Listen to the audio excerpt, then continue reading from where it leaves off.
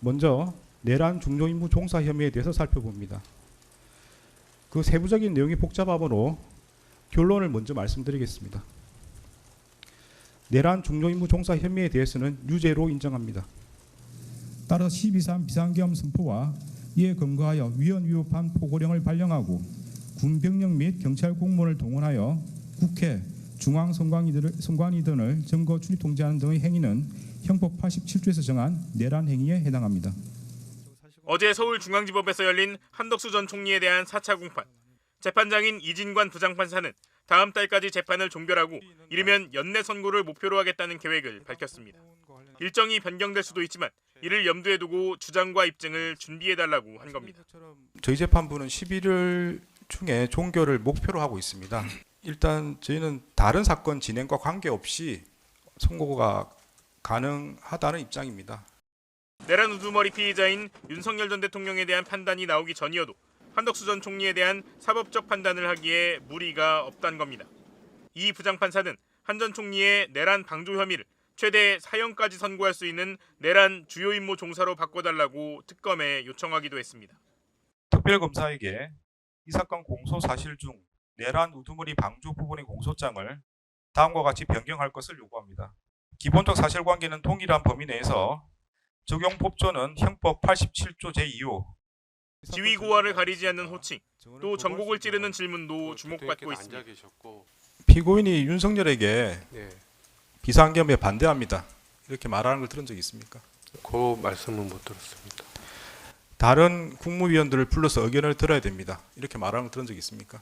그것도 들은 적은 없습니다. 그 모임의 주제를 피고인이 한 건지 뭐 윤석열이 한 건지 그건 논란이 있을 수도 있습니다만은 정의 봤을 때는 그 국무회의 절차를 잘 알고 있는 피고인이 참석해서 뭔가 모임이 있었던 걸 확인한 거 아닙니까? 내란의 밤, 시민들이 그토록 묻고 싶었던 질문도 이 부장판사로부터 나왔습니다. 12.3 비상계엄의 경우는 많은 수의 경찰과 군인이 투입되었고 군인들은 무장한 상태로 투입된 것으로 확인이 됩니다. 그런 상태에서 국무총리였던 피고인이 국민들을 위해서 어떠한 조치를 취했습니까? 논점을 피하는 답변이 나올 때는 거듭 파고들기도 했습니다. 무장한 군인들이 출동을 했고요. 그걸 막기 위한 여러 국민들이 대치하는 상황이었습니다. 그런 상황에서 어떤 구체적인 조치를 취했는지 묻는 겁니다. 초유의 윤석열 구속 취소 결정에 이어 느슨한 재판 진행으로 연내 종결마저 불투명해진 형사합의 25부 지기현 재판장의 진행과 큰 차이가 체감되는 대목입니다.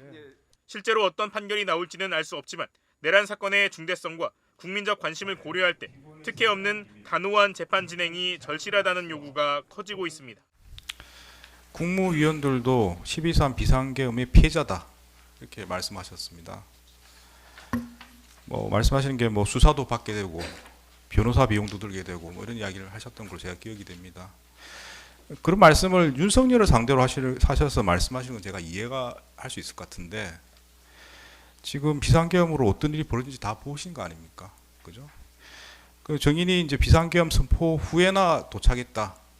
그런 이유로 그렇게 말씀하시는 건지 잘 모르겠습니다만은 지금 일반인 국민들의 입장에서는 장관이면 국정 운영에 관여하는 최고위급 공무원입니다. 그렇죠? 어떤 분들은 비상계엄 선포 후에도 반대한다거나 동의 못하겠거나 소수의 국무위원들은 그 말씀도 하신 걸로 알고 있습니다. 정의는 그 자리에 가가지고 아무 말씀도 안 하셨죠. 국회에서 상임위나 본회의에서 그런 입장을 밝힌 바가 있고요. 제가 아까 그런 말씀을 드린 것은 왜 못 말렸냐는 뉘앙스의 말씀이 계셔서 제가 말씀을 드린 거고요. 비상계엄은 정말 잘못된 일이라고 생각을 합니다. 그리고 아까 재판장님 지적하신 것처럼 국무위원들이 어쨌든 국무위원으로서 사전에 알았든 몰랐든 책임이 없다고 할 수 없습니다. 그건 저희도 인정을 하고 거기에 대해서 실정법적인 책임이 있든 또 도의적인 책임이 있든 어쨌든 그 국무위원이었다는 이유로 굉장히 송구스럽게 생각을 합니다. 하는데 아까 왜 못 말렸냐 하는 뜻의 말씀들이 오가서 사실은 이제 제가 좀 억울한 심정을 토로한 면이 있습니다만 그렇게 이해해 주시길 부탁드리겠습니다. 제가 못 말렸다고 이렇게 물어본 건 아닙니다.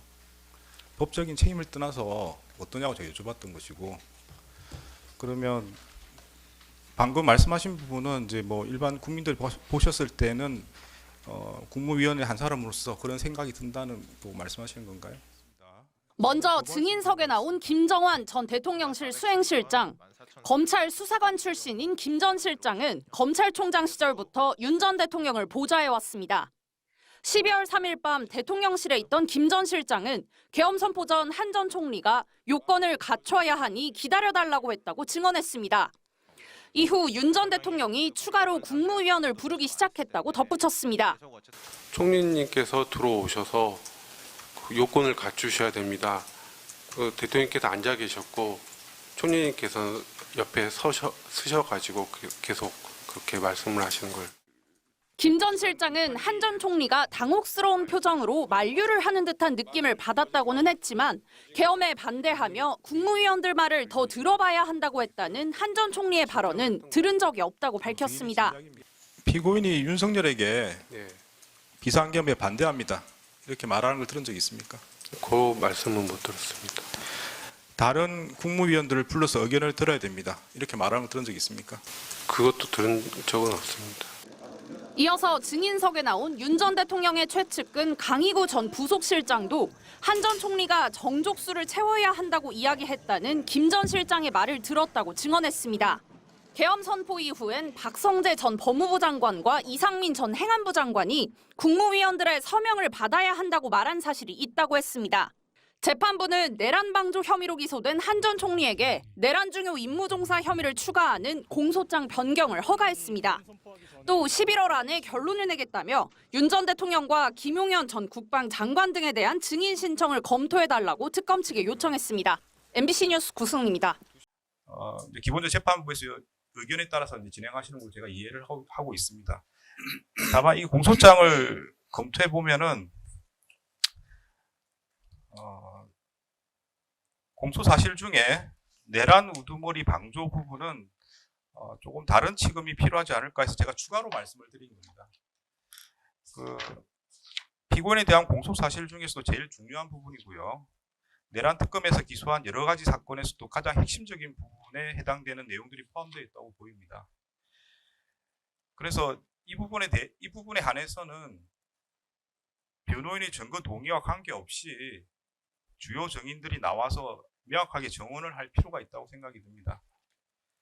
특히나 2024년 12월 3일 저녁과 2024년 12월 4일에 있었던 일에 대해서는 관련 자리 법정에 나와서 명확하게 정언할 필요가 있다고 생각이 듭니다. 만약에 나와서 허위 진술한다면 이 법정에서의 위정죄도 같이 책임을 져야 될 겁니다.